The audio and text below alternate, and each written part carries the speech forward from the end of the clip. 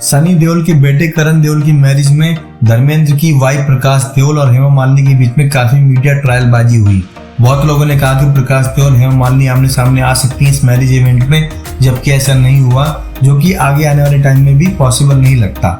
लेकिन एक बात जरूर आती है सामने, हेमा मालिनी कई बार धर्मेंद्र को लेकर, उनके परिवार को लेकर, उनकी फैमिली को लेकर बयानबाजी करती हैं, इंटरव्यू देती हैं और बहुत ही पॉजिटिव टॉक करती हैं। वो कई बार तो ऐसी बातों का खुलासा भी कर चुकी हैं तो धर्मेंद्र की फैमिली ही जानती है। लेकिन धर्मेंद्र की फैमिली के बिहाफ से कभी इस तरह के कमेंट नहीं आए हैं। ना ही सनी देओल ने ओपन हेमा मालिनी को लेकर कोई बयान दिया, न बॉबी देओल ने कभी खुलकर बात की और न ही प्रकाश देओल कभी बात करती हैं।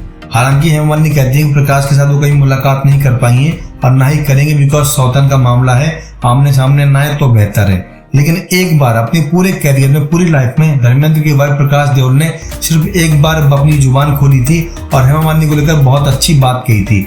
इंडिया टुडे में एक इंटरव्यू प्रकाशित हुआ था जिसके मुताबिक पहली बार प्रकाश देओल ने धर्मेंद्र के ऊपर, हेमा मालिनी के ऊपर, अपने परिवार के ऊपर, एक्स्ट्रा मैरिज के ऊपर खुलकर बात रखी थी।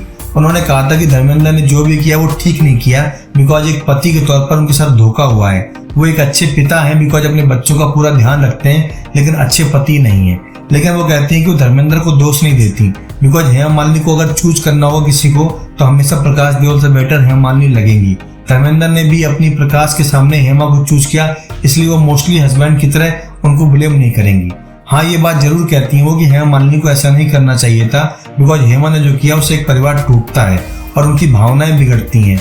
हालांकि एज अ वुमेन वो हेमा मालिनी की फीलिंग को समझती भी हैं और कहती है कि मैं जानती हूँ कि हेमा मालिनी आज जिस जगह पर है, जिस इमोशनल स्टेज पर है, उसको भी लोग जज करते होंगे, काफी ताने देते होंगे, बोलते होंगे परिवार तोड़ दिया।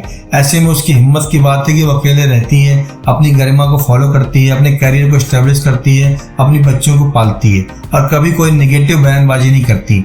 ऐसा कहना प्रकाश देओल का उनके बड़प्पन को, उनके बड़े दिल को रिफ्लेक्ट करता है, बिकॉज कोई औरत अपने सौतन को लेकर पॉजिटिव बयान नहीं दे सकती। ये प्रकाश देओल का ही दिल है, या फिर कह लीजिए गाँव की एक रूट है जो किसी की बुराई करने की इजाजत नहीं देता।